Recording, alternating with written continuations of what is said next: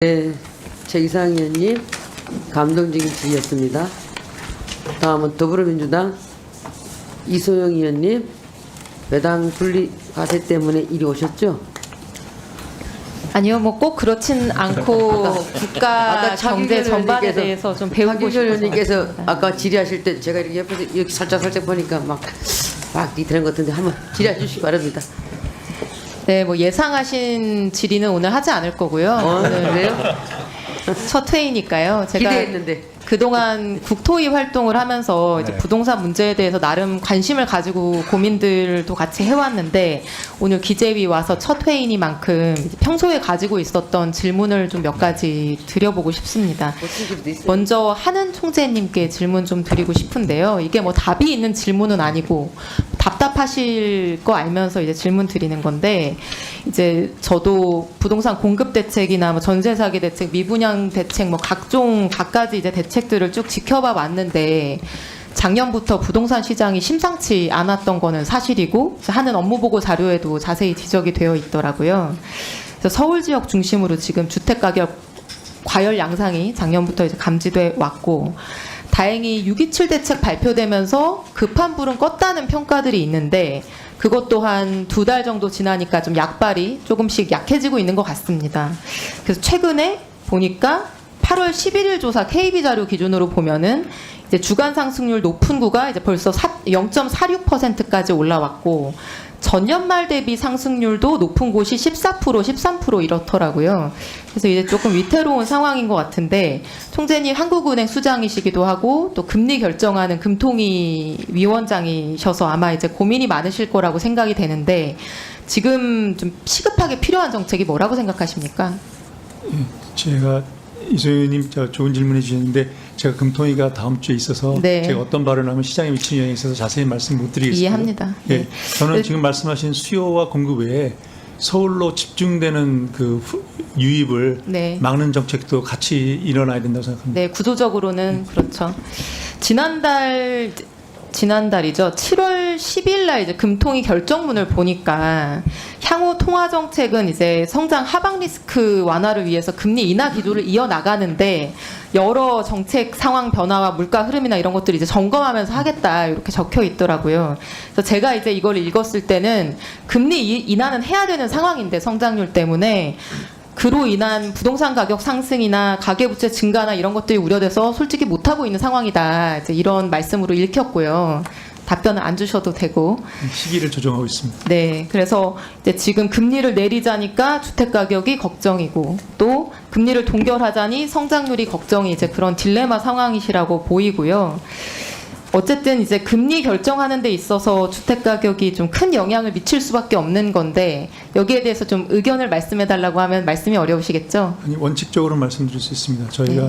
저희가 한국은행의 주요 목표는 물가 안정입니다. 그래서 물가가 안정된 상황에서는 저희가 금융 안정을 보는데 지금 우리나라 부동산이 가계부채와 연결돼 있고 서울 지역에 기본적으로 우리나라 인구의 50%가 이상이 살고 있기 때문에 다른 나라와 달리 부동산 가격이나 가계부채에 조금 더 웨이트를 두고서 통화정책을 하고 있는 건 사실입니다. 네, 알겠습니다. 기재부총리께도 질문을 좀 드리겠는데요. 네. 6.27 대책 이제 약발 점점 떨어지고 있다. 아까 이제 수긍하시는 표정을 봤는데 네. 후속 대책 나와야 되는 거 아니냐, 언제 나오냐 이런 이제 시장의 의견이 많다는 거 아실 겁니다. 네. 6.27 이후에 후속 대책 준비되고 있습니까? 예, 지금 준비하고 네, 있습니다. 언제쯤 발표되나요? 지금 저희들이 다양하게 이렇게 좀 대책을 마련해야 될 것 같아서요. 지금 뭐 여러 아이디어도 구하고 또 이렇게 전문가 간담회 정도 하고 이렇게 해서 지금 관계부처가 지금 준비 중에 있다는 말씀. 빨리 발표되는 게 좋을 것 같습니다. 최근에 네. 지표들을 보면요. 네네. 그리고 총리님 아까 이제 그 앞선 질의 답변하고 좀 관련된 내용인데 네. 저는 이제 우리 사회가 너무 오랫동안 부동산 불패 신화가 이어져 오다 보니까 국민들 자산이 이제 부동산으로 좀 비정상적으로 편중되어 있다고 보는데 아마 다들 공감하실 거고, 한국은행이 이제 매년 발표하는 국민 대차 대조표 2024년 말 자료를 봐도 우리나라 국민 순자산이 부동산 80% 편중되어 있고요. 가계, 물론 이제 여기 비영리 단체도 포함되는 지표긴 한데 이걸로 좁혀봐도 74.6%가 부동산, 개인 기준 뭐 다른 통계들도 다 마찬가지로 70, 80%가 다 부동산에 이제 쏠려 있는데 이게 사실 정상적인 거는 아니지 않습니까? 그러니까 선진국은 보통 이제 대략 절반 정도 이렇게 생각을 하는 거고요. 그래서 이렇게 편중되어 있으니까 부동산 가격이 끝간데 없이 이제 점점 올라가고 국민 대부분은 부동산 대출의 노예가 돼서 평생을 살아가고 이런 국민 자산의 부동산 편중 이거를 일부라도 바로 잡아보자고 자본시장을 활성화하고 그 의지의 표명으로서 코스피 5천이라는 표어를 지금 얘기하고 있는 거 아닙니까? 네네. 그러니까 이게 5천이냐 6천이냐 이런 숫자는 저는 안 중요하다고 생각합니다. 별로 얘기할 필요도 없다고 생각하는데요. 숫자가 중요한 게 아니라 그리고 이 정책이 단순히 주식 투자하는 사람들 돈 많이 벌게 해주자 이런 것이 아니고 이런 비정상적인 우리 대한민국의 부동산 자산 쏠림 현상을 바로잡기 위해서 부동산 말고도 돈을 벌 수 있는 방법을 만들어주고 돈을 흘려보내기 위함이다. 그런 경제 개혁의 목적을 가지고 있는 정책이다라는 거를 장관님, 부총리님께서 별로 인지하지 못하고 계신 것 같아요. 아니 인지하고 있습니다. 네. 그럼 자신 있게 그렇게 말씀을 네. 하시면 좋겠습니다. 네. 코스피 5천이 정책으로 만들 수 있는 거냐? 주가 지수는 그냥 경제의 결과물이냐? 저는 정책으로 어느 정도 만들 수 있다고 생각합니다. 왜냐하면 주변 나라인 일본을 봐도 그렇다고 생각합니다. 부총리님 지금 저희 코스피 뭐 3,200 정도라고 하는데 소위 PBR이라고 하죠. 주가 순자산 비율이 우리나라 얼마인지 아십니까? 10 정도 안 되네. 1.0입니다. 대만이 얼마? 2.4.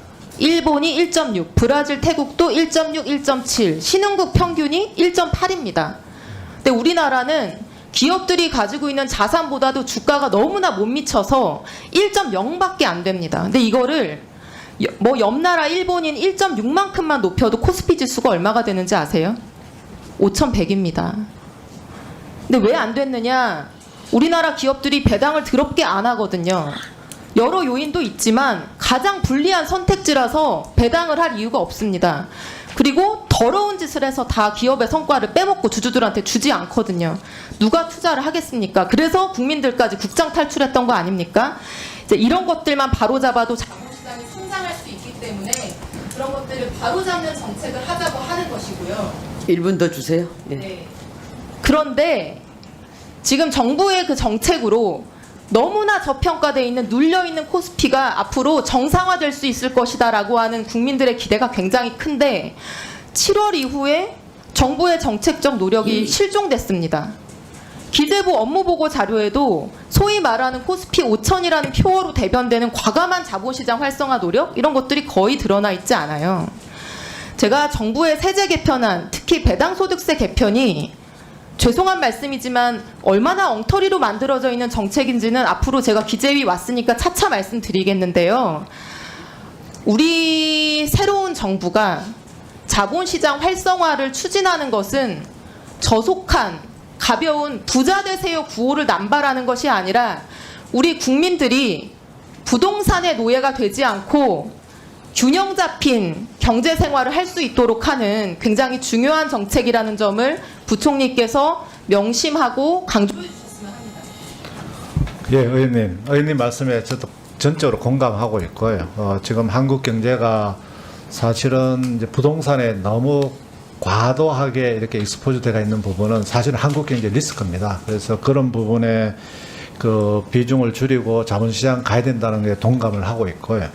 그러면 어떻게 우리가 이 자본시장을 5천이 되든 만이든 갈 것이냐, 뭐 그게 여러 가지 복합적인 요인이 있을 겁니다. 그래서 저는 가장 중요한 게 결국은 자본시장의 플레이어인 이 기업들이 경쟁력을 가져야 된다. 기업들이 경쟁력을 가지 않고는 아무리 무슨 정권 거세를 낮춰주고 뭐를 하더라도 이게 잘못하면은 오히려 주식시장에 뛰어들게 해서 국민들한테 오히려 자본시장에 뛰어들으라 해놔놓고 부동산에 놔뒀으면 괜찮을 걸 더 망치해서는 안 된다는 그런 또 책임감도 가지고 있습니다. 그래서 이 자본시장을 뭐 5천이 되든 우리 일본 분야에서는 가장 기본적으로는 기업들을 기업들이 경쟁력을 가져서 기업들이 수익을 창출해가지고 진짜 누구나 이게 투자하면은 내버려 두면은 진짜 뭐 엄청나게 주식이 올라가고 돈을 번다는 차원이 아니고 그럼 자동적으로 이게 넘어갈 수 있다는 여기에다 가장 중점을 두겠다는 말씀을 드리고요. 두 번째는 물론 뭐 단계적으로 저희들 정부가 뭐 이렇게 뭐 정권 거래소라든지 주식시장에 영향을 미칠 수 있는 부분에 대해서는 정책을 펴는 부분은 있지만은요. 그런 부분을 넘어서는 이 자본시장의 어떤 이 또 불공 하고 또 중장기적으로 보면은 또 우리 같은 남북 간의 관계 이런 부분도 우리 주식시장의 PBR을 줄이는 굉장히 큰 요인이 된다고 보고 있기 때문에 총체적으로 다 해서 결국은 실력 있는 대한민국 주식시장 그래서 누구나 주식시장으로 넘어갈 수밖에 없고 부동산은 들고 있는 게 인구구조라든지 여러 가지로 지금은 우리가 예측할 수 있는 또 그런 부분도 있을 겁니다. 그런 부분에 대해서 의원님하고 똑같이 저는 동의를 하고요. 이런 자본, 설명을 길게 해주셨는데요. 네. 자본시장에 대해서 더 관심을 가지셔야 네, 될 것 네. 같습니다. 네. 남북 관계가 디스카운트의 요인이었던 거는 옛날 얘기고요. 네. 우리보다 안보가 더 불안정한 상황에 있는 대만도 우리보다 자본시장이 훨씬 더 활성화되어 네. 있습니다. 우리 주식시장의 지금 디스카운트 요인은 정부가 일관된 정책 시그널을 주고 좋은 정책, 활성화 정책을 강력하게 추진하지 않는다는 거예요. 거기에 대해서 방점을 두고 네, 네. 좀 더 관심을 가져주시기 그럼요. 바랍니다. 그렇게 하겠습니다. 저 정부